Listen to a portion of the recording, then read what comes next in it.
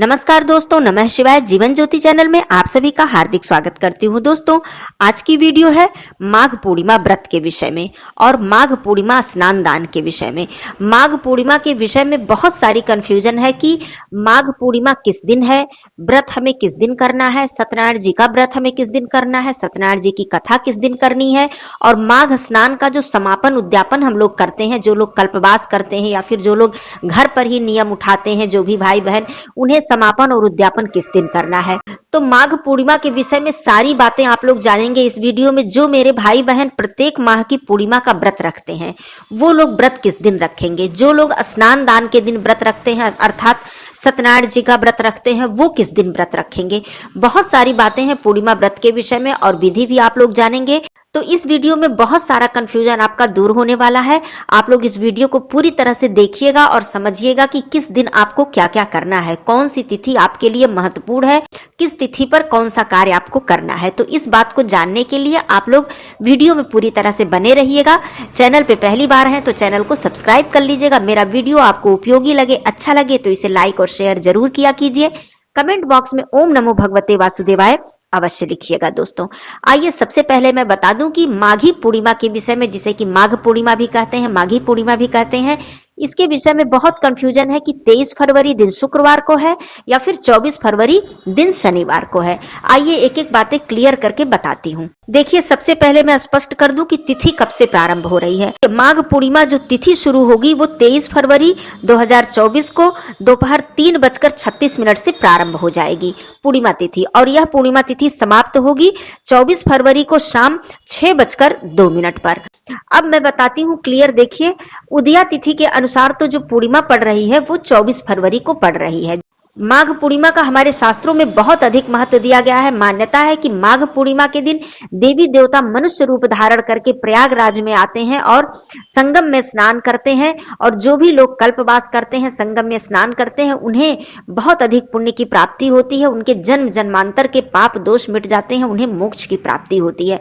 इतना अधिक महत्व है माघ पूर्णिमा का। और आप सभी लोग जानते हैं कि पूरे माघ मास में स्नान और दान का इतना ज्यादा महत्व है, तो पूर्णिमा तिथि तो और भी ज्यादा विशेष हो जाती है, क्योंकि यह तिथि पूरी तरह से देवी देवताओं को समर्पित है। तो ये बात हो गई।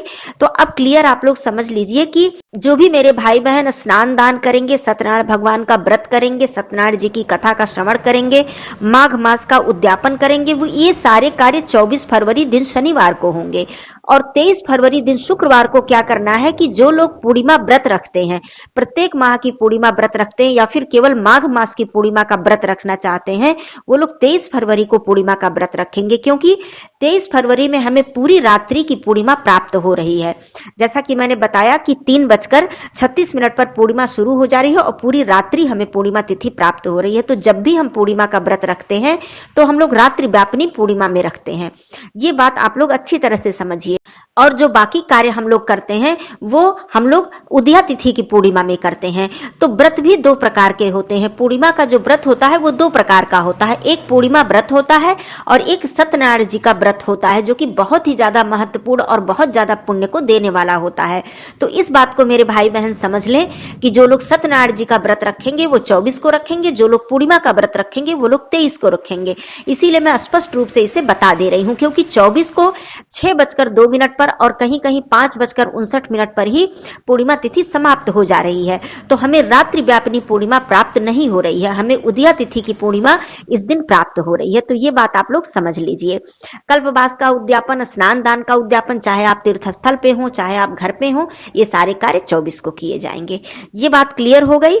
अब मैं बताती हूँ कि पूर्णिमा व्रत जो भी मेरे भाई बहन करेंगे उन्हें क्या क्या करना है, और फिर आगे भी वीडियो आएगी कि 24 को आपको क्या क्या करना है, क्योंकि वीडियो एक ही में बहुत ज्यादा लंबी हो जाएगी। तो आज मैंने ये कंफ्यूजन दूर किया और पूर्णिमा व्रत की मैं सभी विधि बता देती हूँ। देखिए, पूर्णिमा व्रत बहुत ही खास होता है। मैं पूर्णिमा व्रत पे हमेशा वीडियो देती हूँ, हर माह की पूर्णिमा पे देती हूँ। आप लोग अगर एक बार चेकआउट करेंगे तो बहुत सारी जानकारी आपको मिलेगी पूर्णिमा व्रत के विषय में। दोस्तों, इतना ज्यादा महत्वपूर्ण, इतना ज्यादा शुभ फल को देने वाला और व्यक्ति के जीवन की तमाम समस्या को दूर करने वाला व्रत है ये पूर्णिमा व्रत।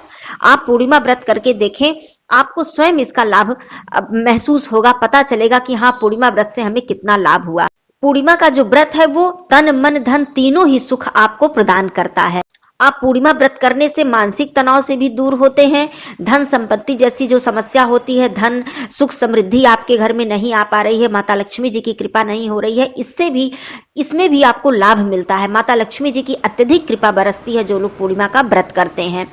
तो इस तरह से पूर्णिमा का व्रत बहुत ही शुभ फल को देने वाला है। तो सुबह सवेरे आप लोगों को उठना चाहिए, स्नान आदि करके प्रातःकाल जो आपकी जो दैनिक दिनचर्या है उसे करने के बाद सबसे पहले स्नान करें।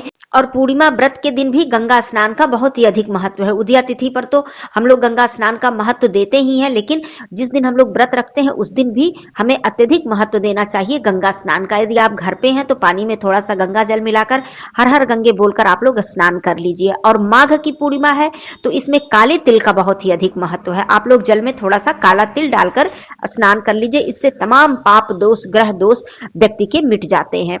तो ये तो बात हो गई स्नान की। उसके बाद सबसे पहला कार्य हमें करना चाहिए, सूर्य भगवान जी की पूजा करनी चाहिए। सूर्य भगवान जी की पूजा तो वैसे हमें प्रतिदिन करनी चाहिए, लेकिन माघ पूर्णिमा है तो इस दिन आप लोग विधि विधान से जल में काला तिल डालकर, पुष्प, लाल चंदन, गुड़ इत्यादि डालकर आप सूर्य जी का मंत्र बोलते हुए आप लोग सूर्य भगवान जी को अर्घ दें, उनकी परिक्रमा करें, धूप दीप प्रज्वलित करें। उसके बाद पूर्णिमा तिथि पर जो पूर्णिमा व्रत की मैं बात कर रही हूँ, पूर्णिमा व्रत पर विशेष रूप से चंद्रदेव जी की पूजा, भगवान शिव जी की पूजा और भगवान विष्णु जी, माता लक्ष्मी जी की एक साथ पूजा की जाती है। तो इसका बहुत ही अधिक महत्व है। पूर्णिमा व्रत के दिन हमें दहलीज पूजन भी करना चाहिए। उदया तिथि की पूर्णिमा पर भी हमें दहलीज पूजन करना चाहिए।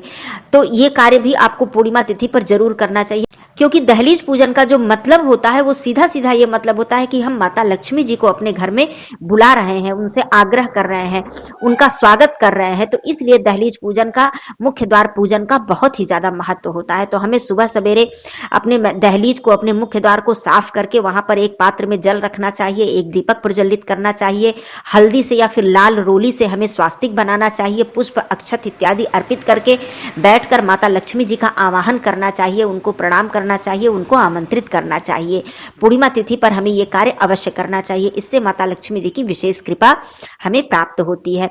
वैसे तो पूर्णिमा व्रत की मैं बात करूं तो ये निर्जला रखने का ही विधान होता है इस व्रत को। और व्रत को कब खोलना चाहिए? जब हम चंद्रदेव जी की पूजा अर्चना कर लें, अर्थात संध्या पूजन हम कर लेते हैं, तब हमें जलपान इत्यादि करना चाहिए, फलाहार इत्यादि करना चाहिए, जो कि मीठा ही फलाहार करने का नियम होता है। इसमें नमक खाने का विधान नहीं होता है। वैसे अपनी अपनी शक्ति सामर्थ्य है या फिर अपने घर का नियम है, आप लोग ये भी देख लीजिएगा, लेकिन जो मुख्य नियम है वो मैं आप लोगों को बता रही हूँ। दिन भर आप लोग व्रत रखें, सुबह भी आप लोग भगवान विष्णु जी और माता लक्ष्मी जी की एक साथ पूजा अर्चना करें, दहलीज पूजन कर लें और घर के मंदिर में सभी देवी देवताओं की पूजा अर्चना कर लें। पूर्णिमा व्रत के दिन आप भगवान शिव जी के मंदिर में जाकर आप गाय के कच्चे दूध से या फिर गंगा जल से भगवान शिव जी का अभिषेक जरूर करें। एक बेलपत्र चढ़ाएं, समी पत्र चढ़ाएं, कुछ मिष्ठान चढ़ाएं। पूर्णिमा व्रत के दिन बताशे चढ़ाने का बहुत ही अधिक विधान होता है। आप यदि शिवलिंग पे प्रत्येक पूर्णिमा को बताशे चढ़ाते हैं तो इससे आपकी कुंडली में चंद्रदेव की स्थिति बहुत ही ज्यादा मजबूत होती है। तो ये कार्य कर लीजिएगा। उसके बाद पूरे दिन आप लोग निर्जला रख सके तो निर्जला रखें, और निर्जला नहीं रख सकते हैं तो मीठा फलाहार, जल, फल इत्यादि लेकर आप लोग पूरे दिन व्रत रखें। व्रत रखने के बाद जो पूर्णिमा व्रत का मुख्य जो पूजन होता है वो संध्या के समय होता है। संध्या के समय भी हम लोग मुख्य द्वार पे दीपक जलाते हैं, जल का पात्र रखते हैं, स्वास्तिक बनाते हैं, माता लक्ष्मी जी से आवाहन करते हैं, तुलसी पूजा करते हैं। इस दिन माता तुलसी जी के समक्ष धूप दीप प्रज्वलित करते हैं, भोग प्रसाद अर्पित करते हैं। सुबह भी हम लोग माता तुलसी जी की पूजा करते हैं। पूर्णिमा व्रत पर माता तुलसी जी की पूजा करने का विशेष विधान होता है, क्योंकि माता लक्ष्मी जी का स्वरूप है वो। तो और संध्या के समय आप फिर से स्नान आदि कर लीजिए या फिर वस्त्र बदल लीजिए, हाथ पैर मुख धुल लीजिए, अपने घर के मंदिर में आइए, आसन लगाकर बैठिए, अपने आप को पवित्र कीजिए, अपने ऊपर जल छिड़किए, आचमन कीजिए। उसके बाद एक घी का अखंड दीप आप लोग पूर्णिमा के व्रत के दिन माता लक्ष्मी जी के समक्ष अवश्य प्रज्वलित कीजिए। ये मैं प्रत्येक वीडियो में बताती हूँ, बहुत ही ज्यादा लाभ मिलेगा। आप करके देखिए प्रत्येक माह की पूर्णिमा पर, तो इससे आपको अत्यधिक लाभ मिलेगा। माता लक्ष्मी जी की कृपा आपके ऊपर अवश्य बनी रहेगी। उसके बाद पूर्णिमा के दिन खीर का भोग लगाने का विशेष विधान होता है। ऐसा नहीं है कि केवल शरद पूर्णिमा पर हमें खीर का भोग लगाना चाहिए, हमें प्रत्येक पूर्णिमा पर माता लक्ष्मी जी के समक्ष खीर का भोग जरूर अर्पित करना चाहिए, क्योंकि खीर जो है वो माता लक्ष्मी जी का प्रिय भोग है।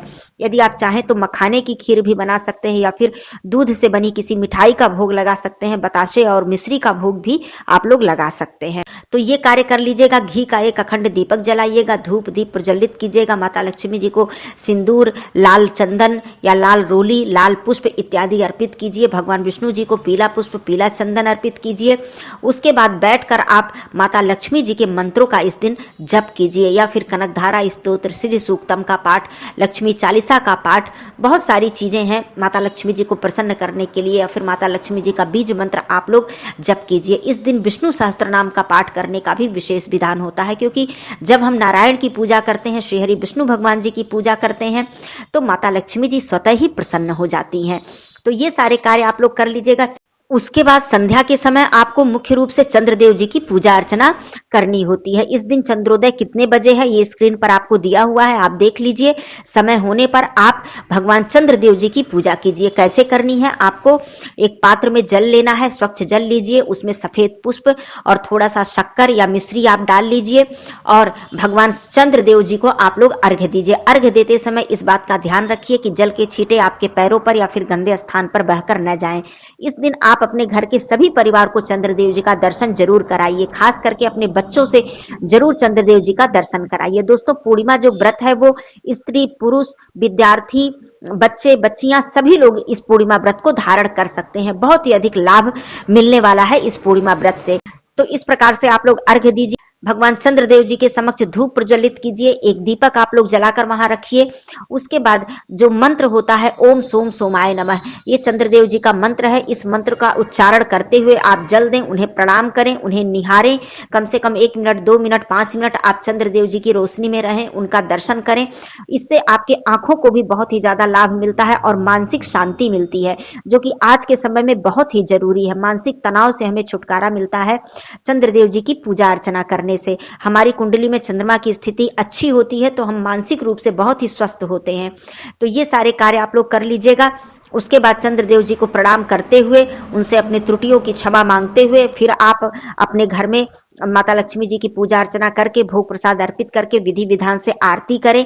आरती करने के बाद आपकी जब पूजा संपन्न हो जाए, उसके बाद आप लोग जल इत्यादि ग्रहण करें। जो लोग निर्जला व्रत हैं, इसके बाद जल, फल इत्यादि, फलाहार इत्यादि कर सकते हैं। और जो लोग फलाहारी हैं वो भी अपना फिर फलाहार दोबारा जो भी उनको करना है रात्रि में वो कर सकते हैं। नमक का सेवन नहीं किया जाता है। ये बात हो गई। अब अगले दिन जब हम व्रत का पारण करते हैं, वैसे किसी किसी माह में तो दोनों ही पूर्णिमा एक ही दिन पड़ जाती है। कहने का मतलब जब हमें संपूर्ण पूर्णिमा मिलती है, उदया तिथि और रात्रि व्यापिनी दोनों ही पूर्णिमा मिलती है, तो इसी दिन व्रत भी रखा जाता है और इसी दिन स्नान दान भी किया जाता है। लेकिन जब व्रत एक दिन पहले हम रख रहे हैं, अर्थात रात्रि व्यापिनी पूर्णिमा हमें एक दिन पहले मिल रही है, जैसे कि इस बार है कि शुक्रवार को हम पूर्णिमा व्रत रख रहे हैं, तो जो पूर्णिमा व्रत भाई बहन रख रहे हैं वो अगले दिन सुबह सवेरे फिर से स्नान आदि करेंगे, क्योंकि माघ मास की उदया तिथि की पूर्णिमा है। तो ये भी अपने आप में कितनी ज्यादा महत्वपूर्ण है ये आप सभी लोग जानते ही हैं। तो इस दिन दान आप लोग जरूर करेंगे, क्योंकि स्नान दान की पूर्णिमा इसे कहा ही गया है। और इस दिन आप चाहें तो अपने घर में सत्यनारायण जी की कथा का आयोजन कर सकते हैं। इस दिन ब्राह्मण को भोजन कराना बहुत ही शुभ फल को देने वाला होता है। गौ माता को भोजन कराना बहुत ही शुभ फल देता है। तो ये सारे कार्य करके, दान इत्यादि करके आप लोग, उसके बाद आप लोग अपने व्रत का पारण कीजिएगा, व्रत को खोलिएगा। और जो लोग सत्यनारायण जी का व्रत रखेंगे उन्हें तो 24 तारीख को ही व्रत इत्यादि रखना है। तो ये सारे कार्य आप लोग पूर्णिमा व्रत में जरूर कर लीजिएगा। इस तरह से अपनी पूर्णिमा व्रत का आप लोग पालन कीजिए। अब मैं बात करती हूँ कि जो लोग माघ मास का नियम लिए हुए हैं उन्हें 24 तारीख को सारे उद्यापन और समापन का कार्य करना है। इस पर मैं फिर से वीडियो दूंगी कि 24 तारीख को क्या क्या आप लोगों को किस नियम विधि के अनुसार करना है। आज की वीडियो थी कि आप लोगों का कंफ्यूजन दूर हो जाए और पूर्णिमा व्रत की संपूर्ण विधि मैंने बताई है इस वीडियो में। कोई भी प्रश्न हो मेरे भाई बहनों का तो आप लोग जरूर पूछ लीजिएगा। फिर मिलती हूँ अगले वीडियो में, तब तक के लिए धन्यवाद। नमः शिवाय, हर हर महादेव।